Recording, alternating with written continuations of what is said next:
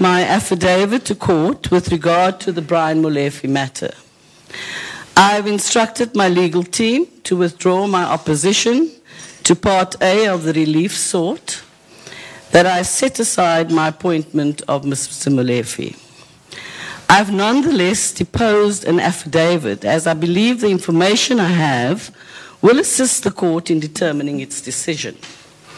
My initial advice was to oppose Part A on the basis that I neither appointed nor reinstated Mr. Molefe, as well as on the basis of advice from Eskom's board that it had obtained an opinion from a senior counsel advocate on its handling of the matter.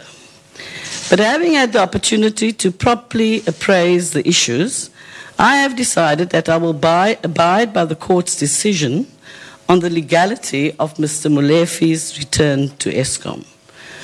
When Eskom's board approached me to inform me of its decision to bring Mr. Molefe back, I said I would support it on the proviso that it was legal.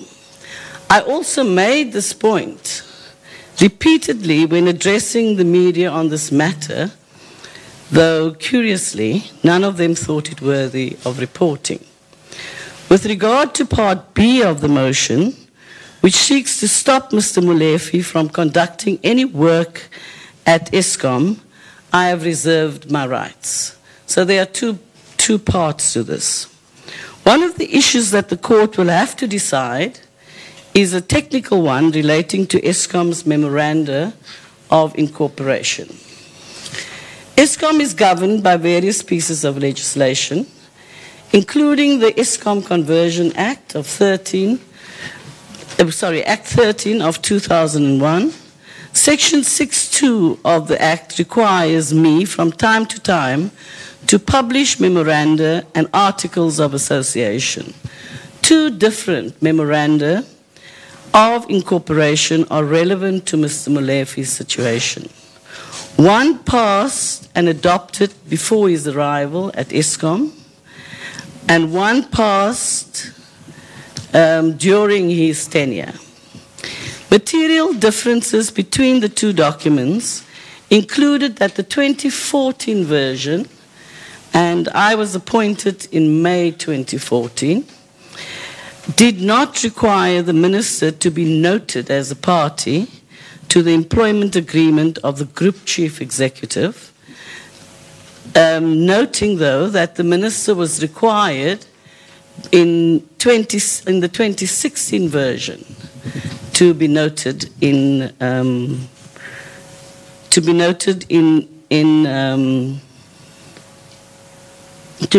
as a person to be noted. Oh, Minister's not very articulate this morning.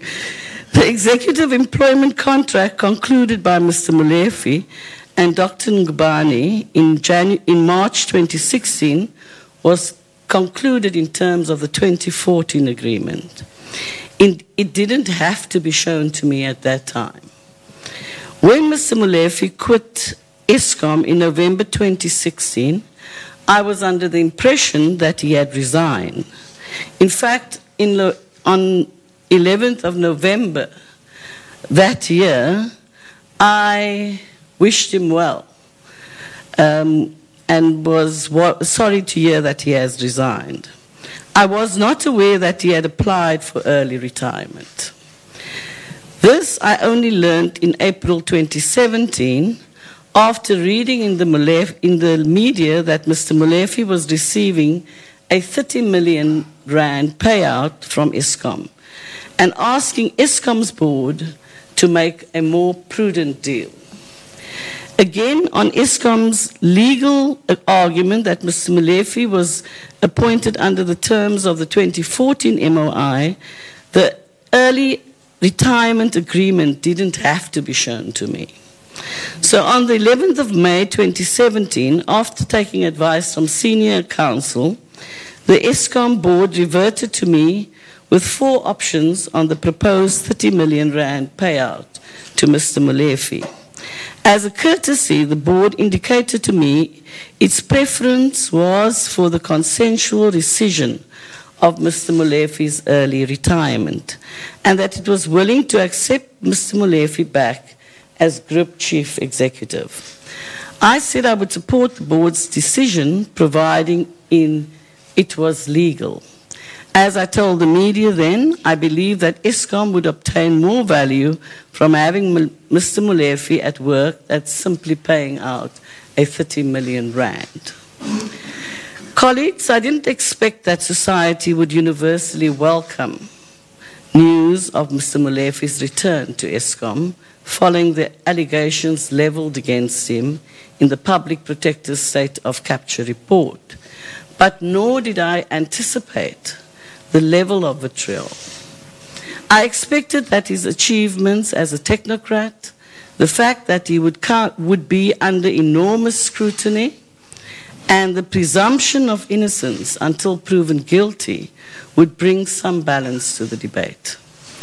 But there is a presumption of guilt. Despite the Public Protector's report being taken on review, as a society, as politicians, as media, we must beware of criminalization by association, particularly in the absence of anyone having been convicted of a crime. There is almost a climate of hostility presently surrounding our state-owned companies that incidentally belies their actual performance. It is an environment complicated by strident voices ahead of the ruling party's policy and elective conferences later this year, and by members of the opposition who view the State of Capture report as their tickets to Nirvana. I'm not telling you this to try and make you feel sympathetic towards Brian Molefi, Dr. Ngubane, or Eskom, but because I feel it's the truth. Dr. Ngubane is here. He will be able to answer whatever operational and technical questions you might have. I also see that Dr. Pat is here, and I see that Mr. Khoza is here. They are board members. Dr. Pat Naidu, sorry, I couldn't remember your surname. Let me say in your and Dr. Ngubane's presence that I have noted concerns that have been raised about the board's performance to the extent that some have called for its dissolution. I don't think it would be fair to jump to any conclusions while this matter is before the court.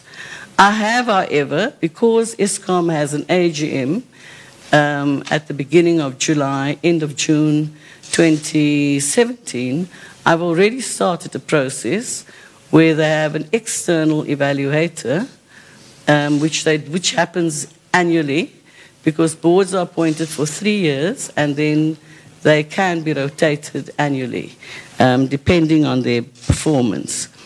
And if I have, however, taken that legal advice on the process to follow, if it's appropriate, while a discussion is underway in government at the moment as well. Madam Chairperson, our giant state-owned companies, including Eskom, are critical levers of the developmental transformative state. Where they err, we must fix them. But we must be very careful we don't allow our discourse to break them. Later this week, when Deputy Minister Martins and I present the department's budget vote, we will provide a progress report on the state-owned company's reform project and development of shareholder policy. Suffice to say now that the project will directly address some of the governance issues we are here to discuss today, including the appointment of chief executive officers and the creation of remuneration and pension standards. I thank you for the time you've given me. I will try my best to answer the questions you may have, and Dr. Ben Ngubane will do the same. Thank you.